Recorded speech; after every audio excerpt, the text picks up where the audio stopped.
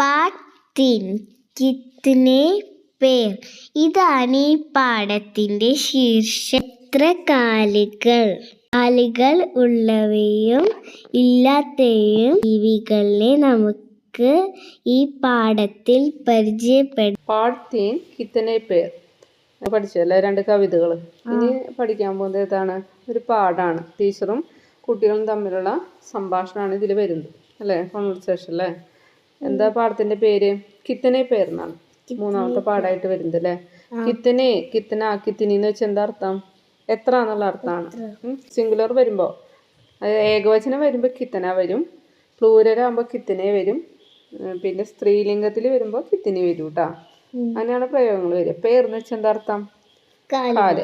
കാലായാലും കാലുകളായാലും നമ്മൾ പേർന്ന് തന്നെയാണ് വരിക. ശീർഷകമായിട്ട് വരുന്നത് അല്ലേ കിത്തനെ പേർ. ഒരു ക്വസ്റ്റ്യൻ മാർക്ക് ഇട്ടിട്ടുണ്ട് അല്ലേ. എന്താ പറയുന്നത്? എത്ര കാലുകൾ എന്ന് ചോദിക്കുകയാണ്. അത് നമുക്കിത് വായിച്ചു വരുമ്പോൾ മനസ്സിലാവും എന്തുകൊണ്ടാണ് അങ്ങനെ പറയുന്നത് അല്ലേ. കണ്ടോ, നമ്മൾ ആ പിക്ചറിൽ നോക്കിയാൽ കാണാം കുറച്ച് കുട്ടികൾ ഇരിക്കുന്നുണ്ട് അല്ലേ. പിന്നെ ആരും നിൽക്കുന്നുണ്ട് അവിടെ? ടീച്ചറും ഉണ്ട് അല്ലേ, അധ്യാപികയുണ്ട്. അപ്പോൾ ടീച്ചർ ക്ലാസ്സിൽ കയറി വരുമ്പോൾ എന്ത് പറയും കുട്ടികളോട്?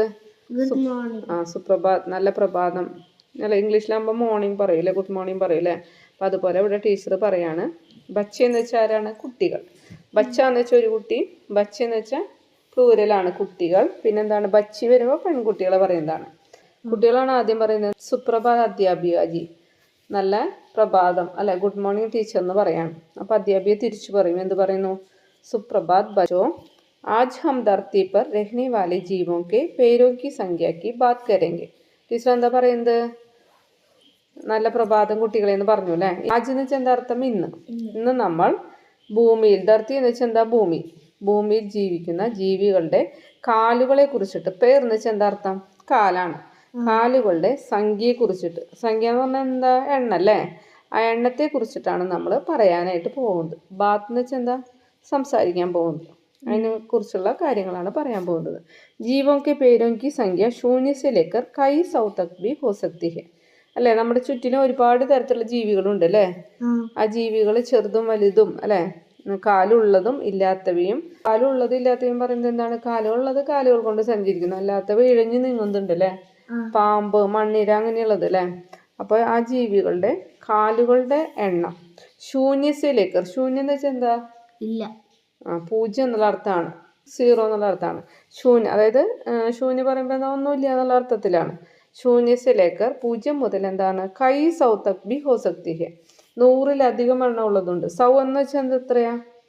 100ആണ്. കൈ എന്ന് വെച്ചാൽ ഒരുപാട് അല്ലേ. ഒരുപാട് നൂറുകൾ എന്ന് പറയുമ്പോൾ എന്താണ്? 100-ലധികം അല്ലേ. അതായത് നമ്മുടെ ചുറ്റിനും നോക്കിയാൽ കാണാം ചില ജീവികൾക്കൊക്കെ ഇതിൽ പറഞ്ഞു വരുന്നുണ്ട്. ഒരുപാട് 100-ലധികം കാലുകളുള്ള ജീവികളെ കുറിച്ചിട്ട് ഇതിൽ പറയുന്നുണ്ട്. അച്ഛാ കോയി ബതാ സക്താ ഹേ കി കിസ് ജീവി കെ പേർ നഹി ഹോത്തെ. എന്നിട്ട് ടീച്ചർ ചോദിക്കുകയാണ്, എന്താണ് നിങ്ങൾക്ക് പറയാൻ കഴിയോ? അച്ഛാന്ന് വെച്ചാൽ എന്താ അർത്ഥം? നല്ലത്, കൊള്ളാന്നൊക്കെയുള്ള അർത്ഥത്തിൽ പറയുന്നതാണ്. ആർക്കെങ്കിലും പറയാൻ പറ്റുമോ ഏത് ജീവികൾക്കാണ് കാലില്ലാത്തതെന്ന് ചോദിക്കുകയാണ്. പേർ നഹി ഹോത്തയും പറയുന്നുണ്ടല്ലോ. അപ്പം എന്താണ്? കാലില്ലാത്തത്. അങ്ങനെയുള്ള ജീവികൾ നിങ്ങൾക്ക് അറിയുമോ എന്ന് ചോദിക്കുകയാണ്. അപ്പോൾ ഉത്തരമായിട്ട് ഏത് കുട്ടിയെ പറയുന്നത്? ശ്യാമാണ് പറയുന്നത് കേട്ടോ ആദ്യം. അപ്പം ശ്യാം എന്താ പറയുന്നത്? ശ്യാമ എഴുതണുണ്ടോ? ഷാ പകുതി യാം. എന്താ വായിക്കിയത്? ഷയാം എന്നല്ല വായിക്കുക, ശ്യാം എന്നാണ് വായിക്കുക. അതുപോലെ അധ്യാപിക എഴുതണതിൽ കണ്ടോ? ദാ പകുതി യാ കേട്ടാ. ജി ഹാം അധ്യാപിക ജി മുझे पता है, बरसात में मैंने बहुत केंचुए देखे हैं, के पैर नहीं होते, वे पेट के बल सरकते हैं. അപ്പം ശ്യാം മറുപടി പറയാണ് എന്താണ്? ഓവ് ടീച്ചറെ എനിക്ക് അറിയാമെന്ന് പറയാണ്. ജി ഹാം, ഹാം എന്ന് വെച്ചാൽ ഓവ് എന്നുള്ള അർത്ഥത്തിലാണ്. ജി എന്ന് പറയുന്നത് ബഹുമാനപൂർവ്വം പറയുന്നതാണ് കേട്ടോ. നമ്മൾ ഗാന്ധിജി, ഗുരുജി എന്നൊക്കെ പറയില്ലേ. അപ്പോൾ അറിയാം ടീച്ചറെ എന്ന് പറയാണ്. മുझे पता है, എനിക്ക് അറിയാമെന്ന് പറയാണ്. ബർസാത് മേ, ബർസാത് ഏത് കാലാവസ്ഥയാണ്? മഴ അല്ലെ, ഇപ്പോഴത്തെ കാലാവസ്ഥയാണ് അല്ലേ. ബർസാത് മേ മേംനെ ബഹുത് കേഞ്ചുവേ ദേഖേ, ഒരുപാട്. കേഞ്ചു എന്നുള്ളത് എന്താ സാധനം? മണ്ണിരയെ കണ്ടിട്ടുണ്ടെന്ന് പറയാണ്. അതിൽ കണ്ടു 2 മേമിന്റെ പ്രയോഗമുണ്ട്. ബർസാത് മേ എന്ന് വെച്ചാൽ എന്താ? ഈ ഉള്ളിൽ എന്നുള്ള അർത്ഥമാണ്. രണ്ടാമത്തെ മേം എന്ന് വെച്ചാൽ ഞാൻ എന്നുള്ള അർത്ഥത്തിലാണ് കേട്ടോ. മുകളിൽ 2 വരയുള്ളത് കേട്ടോ. ഉനക്ക് പേർ നഹി ഹോത്തെ, അതിന് കാലില്ല. മണ്ണിരയ്ക്ക് കാലുണ്ടോ? ഇല്ല അല്ലേ. വേ പേട്ട് കെ ബൽ സരക്തേ, അത് എന്തിന്റെ ബലത്തിലാണ് നീങ്ങുന്നത്? വയറുകൊണ്ടാണ് അല്ലെ. പേട്ട് എന്ന് പറയുന്നത് എന്താ? പേട് നമ്മൾ പഠിച്ചില്ല, അത് മരം. ഇത് ടാ വ്യത്യാസമുണ്ട്, ഫസ്റ്റത്തെ ടായാണ്. പേട്ട് എന്ന് പറയുന്നത് എന്താ? വയറിന്റെ ബലത്തിലാണ് അത് സരക്ന എന്ന് വെച്ചാൽ എന്താ, ഇഴഞ്ഞു നീങ്ങുക, ഇഴഞ്ഞു നീങ്ങുന്നതെന്ന് പറയാണ്. അധ്യാപിക ബഹുത് തീക്, അധ്യാപിക പറയാണ്. കുട്ടി ഉത്തരം പറഞ്ഞപ്പോൾ ടീച്ചർ പറയാണ് എന്താ, വെരി ഗുഡ് എന്നൊക്കെ പറയില്ലേ, വളരെ ശരിയാണെന്ന് പറയാണ്. അപ്പൊ കുച്ച് ദോ പേരോ വാലെ ജീവോം കി ബാത് കരേംഗെ.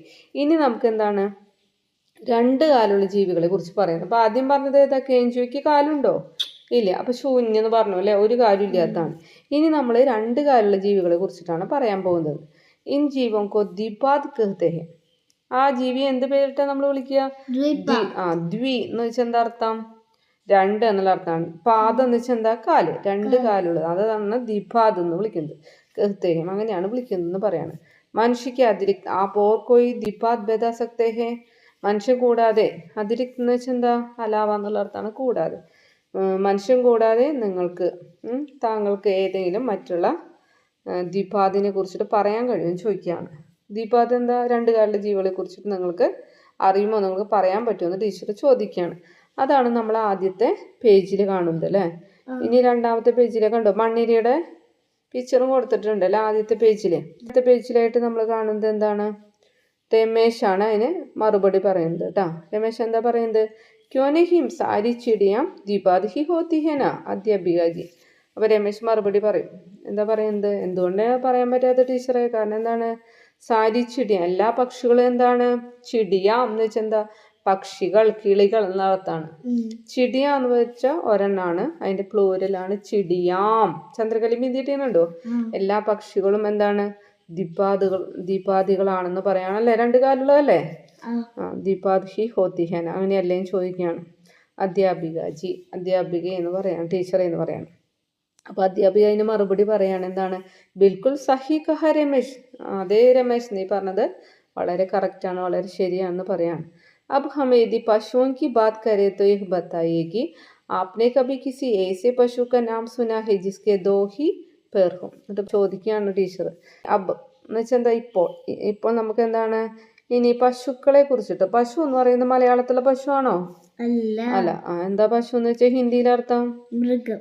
പാല് തരുന്ന മൃഗം ഉണ്ടല്ലോ പശു, ആ പശുവാണോ അവിടെ വരുന്നത്, അല്ല, മൃഗമാണ്. മൃഗങ്ങളുടെ കാര്യത്തെ കുറിച്ചിട്ട്, മൃഗങ്ങളെ കുറിച്ചിട്ടാണ് ഇനി നമ്മൾ പറയുന്നതെങ്കിൽ എന്താണ്, ആപ്നെ കബി കിസി ഏസേ പശു, നിങ്ങൾക്ക് ഇത്തരത്തിലുള്ള, താങ്കൾക്ക് ഇത്തരത്തിലുള്ള ഒരു, താങ്കൾ എന്നാണ് ആപ്പ് എന്നുള്ളതിൻ്റെ മീനിങ് കേട്ടോ, അതാണ് നിങ്ങൾ എന്നുള്ളത്. അതെ, കുറേ കുട്ടികൾ കൂടിയിരിക്കുമ്പോൾ നമ്മൾ എന്താണ് താങ്കൾക്ക് ചോദിക്കുമോ, നിങ്ങൾക്ക് എന്നല്ല ചോദിക്കുക. നിങ്ങൾക്ക് അത്തരത്തിലുള്ള ഒരു മൃഗത്തിൻ്റെ പേര് അറിയുമെന്ന് ചോദിക്കുകയാണ്. പശുക്ക നാം സുനാഹി, നിങ്ങൾ കേട്ടിട്ടുണ്ടോ ചോദിക്കുകയാണ്. ജിസ്കെ ദോഹി പേർക്കും, രണ്ട് കാലുള്ള അത്തരത്തിലുള്ള ഒരു മൃഗത്തിൻ്റെ പേര് നിങ്ങൾ എവിടെയെങ്കിലും കേട്ടിട്ടുണ്ടോ എന്ന് ചോദിക്കുകയാണ് ടീച്ചർ. അപ്പോൾ ആരായതിന് മറുപടിയായിട്ട് പറയുന്നത്, സവിതയാണ് മറുപടി പറയുന്നത് കേട്ടോ. जी हाँ अध्यापिका जी, मेरी माँ एक दिन मुझे ऑस्ट्रेलिया देश के विषय में बता रही थी और उन्होंने मुझे वहाँ पाए जाने वाले एक द्विपाद पशु का चित्र दिखाया था जो दो पैरों पर कूद कूद कर चलता है, किंतु मैं उसका नाम भूल गई. അപ്പോൾ സവിത മറുപടിയായിട്ട് എന്താ പറയുന്നത്, ജി ഹാ അധ്യാപിക ജി, എനിക്ക് അറിയാം ടീച്ചറെ എന്ന് പറയാണ്. ടീച്ചർ ചോദിച്ചല്ലേ, നിങ്ങൾ അത്തരത്തിലുള്ള ഒരു ജീവിയുടെ പേര് കേട്ടിട്ടുണ്ടോ ചോദിച്ചു, രണ്ട് കാലിൽ നടക്കുന്നത് കേട്ടോ. അപ്പോൾ പറയാണ്, സവിത എന്നുള്ള കുട്ടിയാണ് പറയുന്നത്, എന്താ പറയുന്നത്, മേരി മാ, എൻ്റെ അമ്മ ഒരു ദിവസം എന്താണ്, ഏത് സ്ഥലത്തെ കുറിച്ചിട്ടാണ്, മുജെ ഓസ്ട്രേലിയ, ഓസ്ട്രേലിയ സ്ഥലം കേട്ടിട്ടുണ്ട് അല്ലേ, ഓസ്ട്രേലിയ നമ്മൾ പറയും. ഇതിൽ എന്താ ഇതാ, ഓസ്ട്രേലിയ എന്നാണ് ഇത് കണ്ടോ, ആ സാ പകുതി ട്രാ എന്നുള്ള ചിഹ്നമാണ്, അടിയിൽ മാത്ര വരുന്നുണ്ട് അല്ലേ, റ് എന്നുള്ള മാത്രമല്ല, ഇത് വേറൊരു മാത്രമാണ്, രായുടെ വേറൊരു ചിഹ്നമാണ് ഇത്, ട്രാ. ട്രാ എന്നൊക്കെ നമ്മൾ എഴുതിയില്ല, ആ ചിഹ്നമാണ് വരുന്നത്, ട്രാക്ക് ടാടെ അടിയിലാണ് വരിക. ഓസ്ട്രേലിയ. പിന്നെ അതിൻ്റെ മുകളിൽ എന്താണ്, ചന്ദ്രക്കല ഉണ്ട് അല്ലേ, ബിന്ദു ഇടാൻ പാടില്ല, അതിന് ബിന്ദു കുത്തിടുന്നുണ്ടോ, ഇല്ല, അർദ്ധചന്ദ്രാകാരം എന്ന് അതിനെ പറയൂ കേട്ടോ. അപ്പോൾ ഇംഗ്ലീഷ് വാക്കുകൾക്ക്, അതായത് അന്യഭാഷാ പദങ്ങൾക്കാണ് ഇത് വരിക, ഈ ചന്ദ്രക്കല ഇട്ടിട്ട് എഴുതുക. ഇപ്പോൾ വേറെ കുറേ വാക്കുകൾക്ക് അങ്ങനെ വരും, പാർക്ക്, ഇംഗ്ലീഷ് വാക്കുകൾക്ക് കൂടുതലായിട്ട് നമുക്ക് അങ്ങനെ കാണാൻ പറ്റും കേട്ടോ. നമ്മൾ ഫുട്ബോൾ, ബോൾ പഠിച്ചില്ലേ, കഴിഞ്ഞ വർഷമൊക്കെ ഉണ്ടായിരുന്നു ബാൾ എന്ന് എഴുതിയപ്പോൾ, അങ്ങനെയൊക്കെ അതിലൊക്കെ കാണാതെ. ഓസ്ട്രേലിയ, ഓസ്ട്രേലിയ ദേശത്തെ വിഷയത്തെക്കുറിച്ച് പറയുകയാണെങ്കിൽ എന്താണ്, ആരെ പറഞ്ഞു തന്നത്, ടീച്ചറോട് കുട്ടി പറയുകയാണല്ലോ, സവിത പറയുകയാണ്, എൻ്റെ അമ്മ എനിക്ക് പറഞ്ഞു തന്നിരുന്നു. ഓസ്ട്രേലിയ ദേശത്തിനെ കുറിച്ച് പറഞ്ഞപ്പോൾ, വിഷയത്തെക്കുറിച്ച് പറഞ്ഞപ്പോൾ അമ്മ പറഞ്ഞു തന്നിരുന്നു എന്ന് പറയണം, അത്തരത്തിലൊരു ജീവിയെ കുറിച്ചിട്ട്. ഓർ ഉന്നോനെ മുझे വഹാം പായേ ജാനെ വാലെ, അവിടെ കാണപ്പെടുന്ന ഒരു ദ്വിപാദ്, രണ്ട് കാലുള്ള ഒരു മൃഗത്തിൻ്റെ ചിത്രം കാണിച്ചു തന്നിരുന്നു. ആരുടെ അമ്മയാണ്? സവിതയുടെ അമ്മ അല്ലേ. സവിത. ജോ ദോ പേറും പർ കൂത് കൂത് കർ ചലത്താ ഹെ. ആ ജീവി എങ്ങനെ നടക്കുന്നത്? രണ്ട് കാലിൽ ചാടി ചാടിയിട്ടാണ്. കൂതിനെന്താ? കൂത് കൂത് കർ, ചാടി ചാടിയിട്ടാണ് അത് നടക്കുന്നത്. ചലത്താന്ന് വെച്ചാൽ നടക്കുന്നത്. കിന്തു മേസ്ക നാം ഭൂൽ ഗയി. പക്ഷെ എന്താണ്, ഞാൻ അതിന്റെ പേര് മറന്നുപോയി. ആരാ മറന്നുപോയത്? സവിത അല്ലേ. അമ്മ എനിക്ക് കാണിച്ചു തന്നിരുന്നു, പക്ഷെ ഞാൻ അതിന്റെ പേര് മറന്നുപോയിരുന്നു. ഓസ്ട്രേലിയയിലാണ് അത് ഉള്ളതെന്ന് കുട്ടിക്ക് അറിയാം അല്ലേ. അടുത്തതായിട്ട് മറുപടിയായിട്ട് ആരാ പറയുന്നത്? രജനിയാണ് പറയുന്നത്. हाँ हाँ मैंने भी उस द्विपाद पशु के विषय में एक पुस्तक में पढ़ा था, जो मैं पुस्तकालय से लाई थी. मुझे उसका नाम भी याद है. उसे कंगारू कहते हैं. उसके पेट पर एक दही भी होती है जिसमें वह अपने बच्चे को साथ ले जाता है. അപ്പോൾ അതിന് മറുപടിയായിട്ട് പറയുന്നത് ഏത് കുട്ടിയാണ്? രജനിയാണ്. രജനി പറയാണ്, അതെ അതെ, ഞാനും ആ ദ്വിപാദ പശുവിൻ്റെ, ആ രണ്ട് കാലുള്ള മൃഗത്തിൻ്റെ വിഷയത്തെ കുറിച്ചിട്ട് ഒരു പുസ്തകത്തിൽ വായിച്ചിരുന്നു. കുട്ടി ബുക്കിലാണ് വായിച്ചിട്ടുള്ളത് കേട്ടോ. ജോ മേം പുസ്തകാലയത്തിലായത്. എവിടെന്നാ കുട്ടി ആ ബുക്ക് കിട്ടിയത്? പുസ്തകം ലൈബ്രറിയിൽ നിന്ന് അല്ലെ, പുസ്തകാലയം അല്ലെ. പുസ്തകങ്ങൾ ശേഖരിച്ചു വെച്ചിരുന്ന സ്ഥലം നമുക്കറിയാം അല്ലെ, വായനശാല എന്നറിയാം അല്ലെ. മുജസ്ക നാം ബി യാദ് ഹെ. എനിക്ക് അതിന്റെ പേര് ഓർമ്മയുണ്ടെന്ന്. എന്താ അതിന്റെ പേര്? ഉസ് കങ്കാരു കേത്തെ ഹെ. എന്താ അതിന്റെ പേര്? കങ്കാരു എന്നാണ് അല്ലെ. ഉസ്കെ പേട് പർ ഏക് ദൈലി ബി ഹോത്തി ഹെ. നമുക്കറിയാലേ കങ്കാരു, നമ്മൾ പിക്ചറിലൊക്കെ കണ്ടിട്ടില്ലേ. ഉസ്കെ പേട് പർ, അതിന്റെ വയറിൽ എന്താ ഉള്ളത്? പേട് പർ ഏക് ദൈലി ബി. ദൈലി എന്ന് വെച്ചാൽ എന്താ? പഞ്ചി ഉണ്ടല്ലേ, നമുക്ക് ഈ പിക്ചറിൽ നോക്കിയാൽ അറിയാം. ജിസ്മേ വഹ അപ്പനെ ബച്ചേക്കോ സാത്ത് ലേ ജാത്ത ഹെ. അത് എന്തിനാണ്? ആ സഞ്ചി സാധനങ്ങൾ കൊണ്ടുവരാനാണോ? ആ കടയിൽ പോയിട്ട് സാധനങ്ങൾ വാങ്ങിയുണ്ട്? അല്ല അല്ലെ. അതിന്റെ കുട്ടിയെ അതിൽ വെച്ചിട്ടാണ് സാത്ത് ലേ ജാത്ത ഹെ, കൂടെ കൊണ്ടുപോകുന്നത് അല്ലെ. നമ്മൾ ആ പിക്ചറിൽ കങ്കാരുവിന്റെ പിക്ചറിൽ നോക്കിയാൽ കാണാം. കുട്ടീനെയും കൊണ്ട് പോകുന്നത് കാണാം അല്ലെ. അതെ, കുട്ടീനെയും കാണാനുണ്ട് അല്ലെ. അത് രണ്ട് കാലം കൊണ്ടാണ് കൂടുതൽ സഞ്ചരിക്കുന്നത് അല്ലെ. കണ്ട് രണ്ട് കാല് താഴ്ത്തി വെച്ച്, ആദ്യത്തെ അടിയിലത്തെ കാല് ഇത്തിരി വലിപ്പം കാണാം അല്ലെ, മുകളിൽ രണ്ട് കാല് കാണുന്നുണ്ട് അല്ലെ. ഇതാണ് രണ്ടാമത്തെ പേജിൽ നമ്മൾ കാണുന്നത്.